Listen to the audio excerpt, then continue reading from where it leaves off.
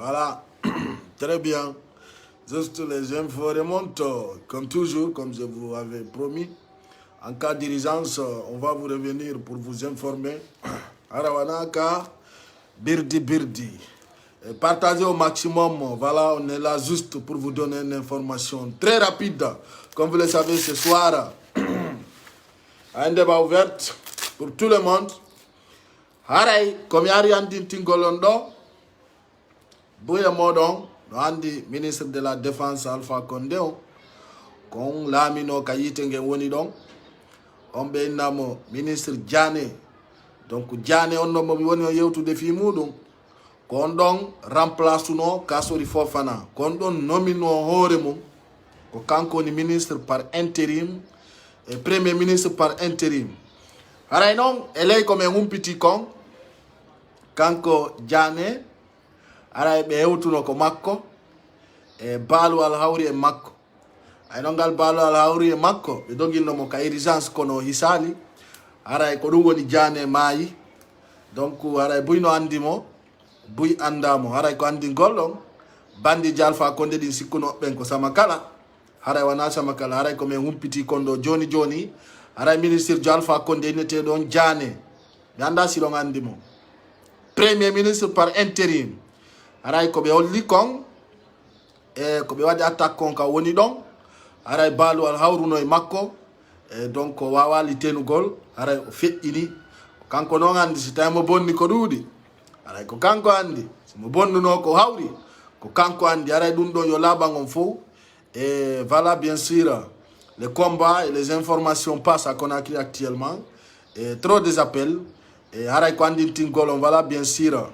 le ministre de la Défense Alpha Condé, et voilà, bien sûr, monsieur Diané vient de décéder, il a reçu un balle en tête. Donc, voilà, donc, aray, si kuno benko samakala, on andi na samakala. Si kuno benko birdi birdi, aray wana birdi birdi. Habbe mi holla ministre jo inete don Diané, wa mo yide fi on andutumo.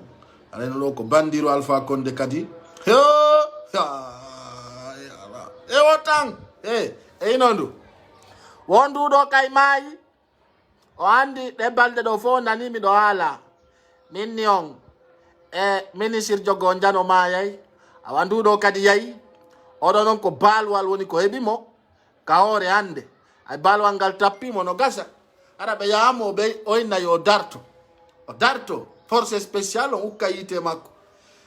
kambe ko ɗum de force spéciale on kamɓe négociation ala si ɓe ndima monte a waɗi e ɗiɗi ɓe monta e ma ɓe waɗanma woboson aray ko ɗum fewndo Conakry kanko kadi ara e famille makko on fuɗɗike jarude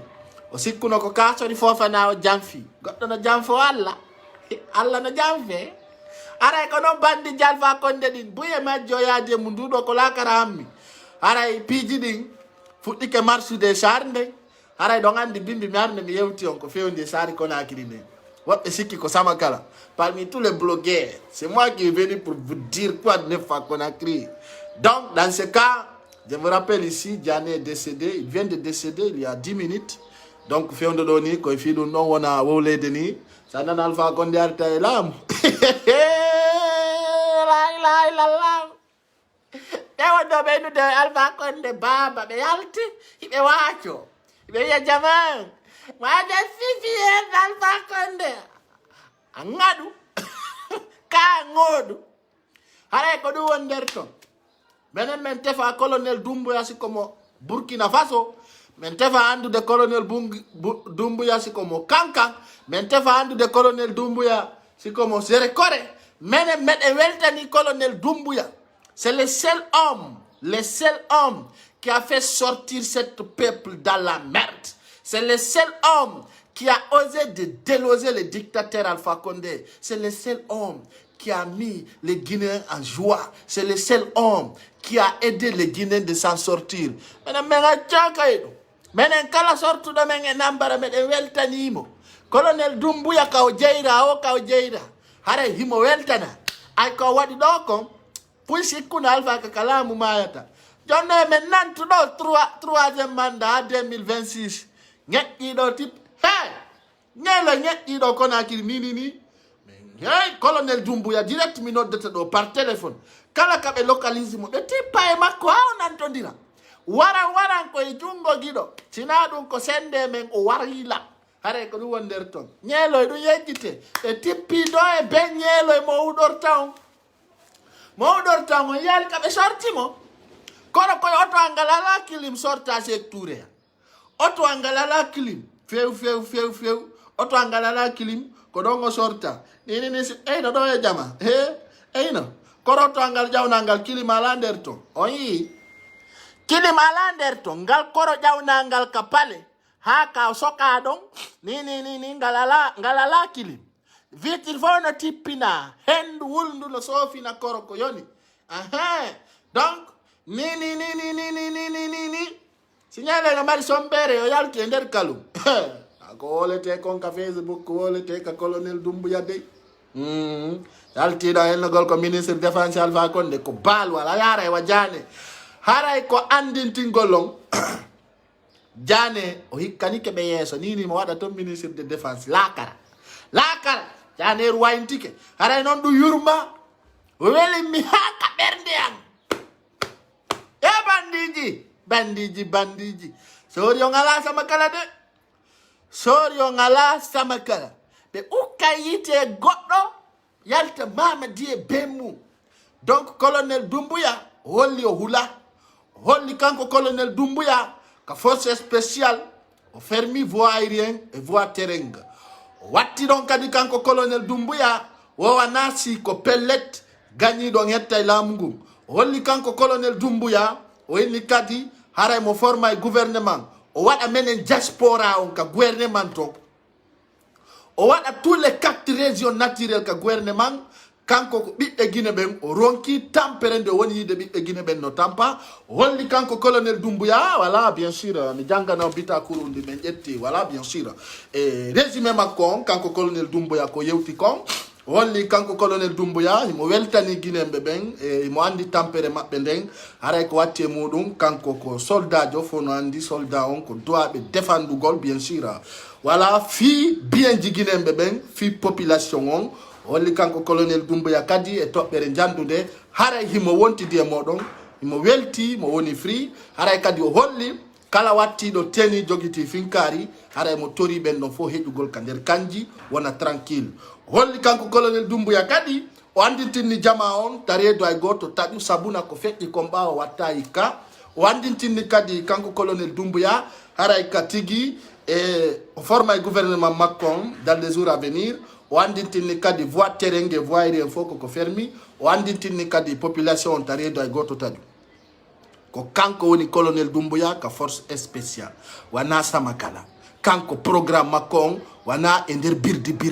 donc dans ce cas colonel Doumbouya l'homme fort de Conakry actuellement yaltina do France 24 Africa 24 parce que min kam yaltina no modo bimbi na fay ko sare ko théâtre ko birdi ala men arta lugol tum menen tuma men wowli wonde no wodi ko men tippi kanko colonel Doumbouya wandintini diaspora de l'Europe voilà dans les pays sous région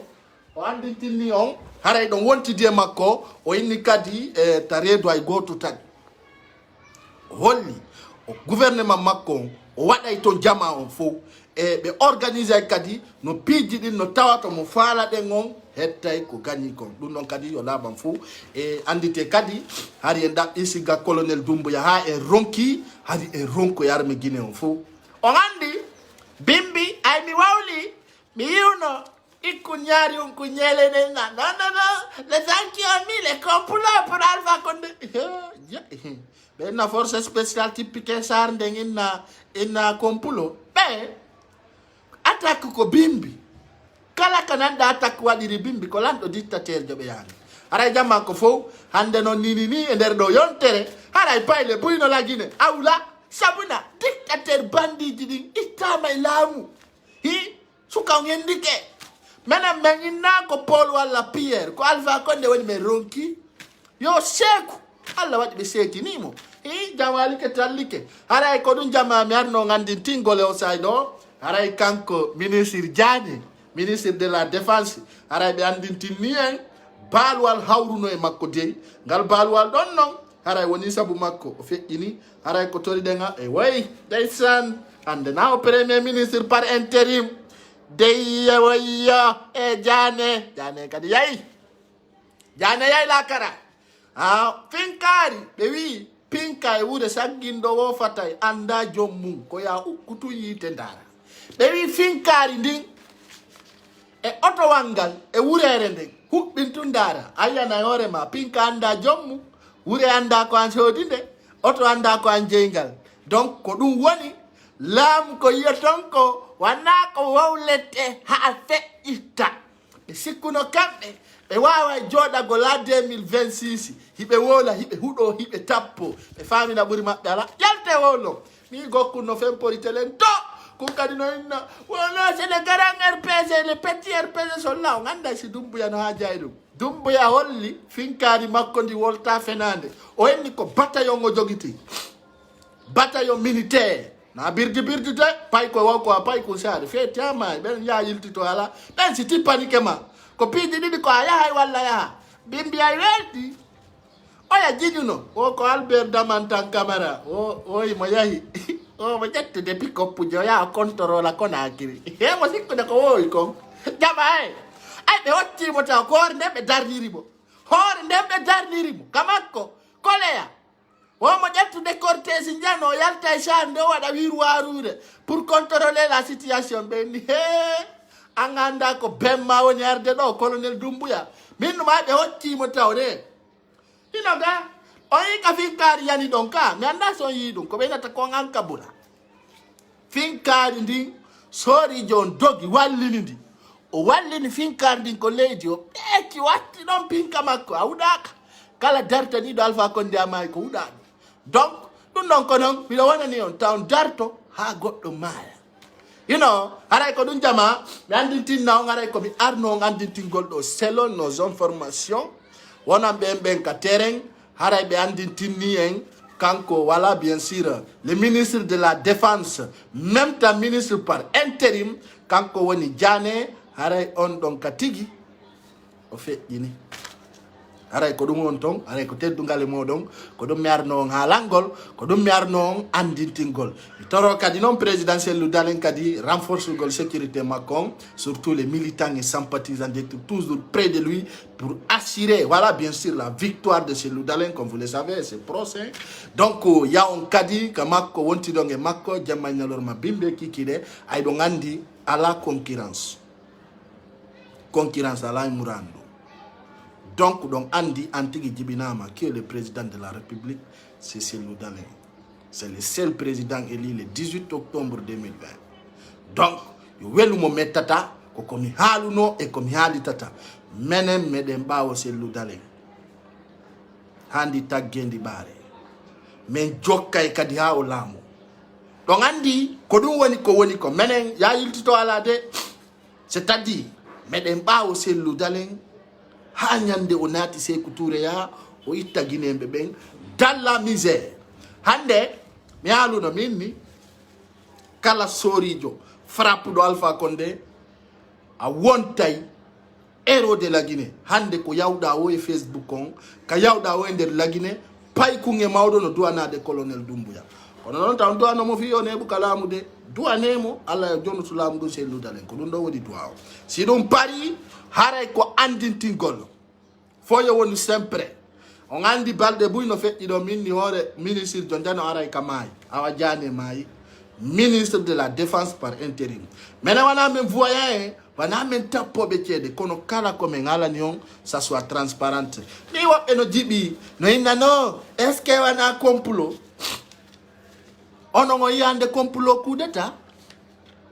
a yihande complot janfa complot finkari wowli yimɓe maayi anga yon complot ɗum ɗo wana ɗum woni complot ay non Guinéen jon kala ko wowlanɗamo kanko o yiyay ton hunde nde tawanɗa hoorema mo mari dut ay hay warɗa Guinée nattuɗamo la kara kanko ara mo hutti so yewtoyani awa ɗum ɗo wana complot Alpha Condé ni de o yika Alpha Condé yaltina ɗon ka o yino Alpha Condé aretira mo ngalɗi jooɗi ay bouton dolokke on o soka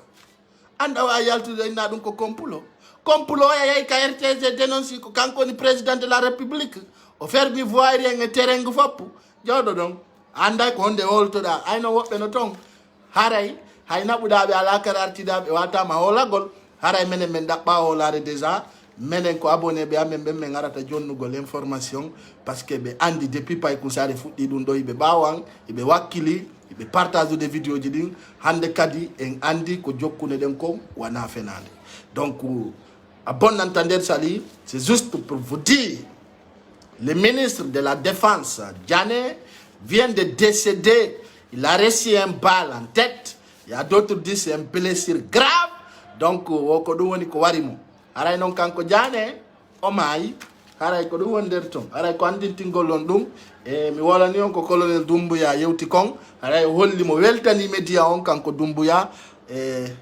E holli kadi imo weltani patriote ɓe ɓen fof aray noon sikku noɓɓen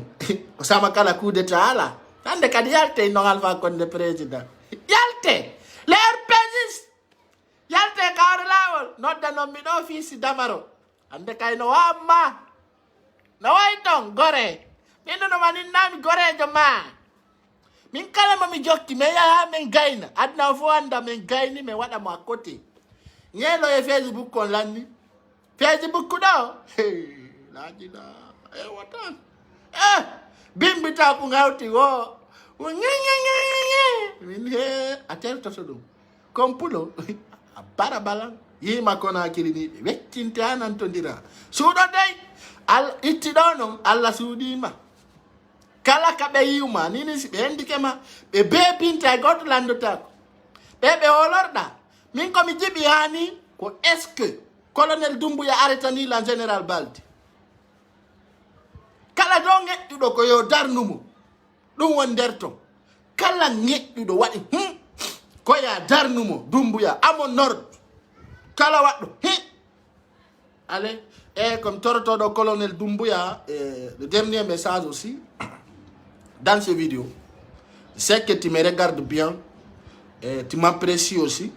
Mais ce que je te demande, à l'instant T, ce qu'on te demande, il faut libérer tous les prisonniers politiques. Parce que c'est des personnes qui sont victimes. Ils ne sont pas responsables de leurs actes. Commencer par Foni Kemenge jusqu'à en bas. Wonir be kadi soron ko ni fop yo accité. Aray ko ɗum nommene men mari ko men toro colonel Doumbouya ka force spéciale ko lutti kon yeso ittay kumpa donc aray partage vidéo on mi andintinna on aray ko ɗum hande kikiɗe wata tultu sakko l'état à partir de 20h ko man liberante donc l'antenne est libre pour toutes les personnes qui veulent intervenir hana wande no wodi no ala wana wande no wodi no ala kori konde sekinama ande giɗo e gaño fof no jalandemo Alpha Condé ko to ngalala witiro jawna et puis ko finkari ndin ɗo ɓe fewtinimo koro Condé taw o maɗi eno ɗo bandiru ƴettunundu laamu ngu o ɓeynata colonel Doumbouya bandiru bandiji ayo wulagoy jinda ka sare ton nodda journaliste hey hinomo ko woni colonel Doumbouya arana colonel commandant wala arana commandant colonel birdi koy tiginemɓe ɓen e o situation ɗo innaname weltanamo ay ko groupe Alpha Condé on ni ɗi bandiji ɗo ko ɓeynayno ko lanɗo Côte d'Ivoire artuɗo eɗe balɗe hey goɗɗo e nama ɗum ko complot koro hey o yiyali ay jolokke on sokaka kole jolokke on sokaka goɗɗo e nama ɗum ko complot he aɗe maƴini koro kaka hoɗe julle o dari hakkunde Allah ko ɗon nanal jardiɓe no lanɗo ɗon vous êtes pas traumatisé vous êtes pas traumatisé ayɓe wi taw pam bafe ɗen pam o andi ɗo na ko wowi konni de kono kaka hoore julle saɗon o daroyi o dari mo faala ƴawrude ka finetere o yalta ɓe wi kora bustaɗo koro yurni finetere ngo tasinamo AK 72 o komo pema ka kala sifor giɗu gadure nde minnuma o bum bang pobon pampare koro tawi yo jooɗo heƴanani ƴari haɓe imo katat ndare noon koro ala e ɓengu to ay min ni on jeni kabana to walayno mi halan noon ka ko koro tun ɓe tawal ton ɓengu makko ɓe tawal ton ay goto kanko tun ko ɓandi simple no jooɗi ton ke sallo wino ngalɗa e yo ndaɗo ɗo o vive le président Alpha Condé jooɗo ɗon e innogol vive est ce que on andi ko fewndi nam anemo liyenji ɗi ngare ko joni o arti ka Facebook andi no wotton RPGis ɓe ɗum ko wet depuis yankiɓe ɗaniɓe final so ari ɗo layno vive Alpha Condé ara mi anda ko jokkuɗa haray haylu hoore Alpha Condé laamu c'est fini a bara balan lanni terto ɗo ala maayi Alpha Condé laamu mi andi an ko joni finuɗa final tan anda ko fewndi ka réseaux sociaux. Donc on se retrouve à 20h chers Guinéens, chers compatriotes, je vous embarrasse, bye bye. Mais nous nous délosons Alpha Condé, nous délosons. Ça fait partie de notre combat. Bye bye, je vous embarrasse. Merci.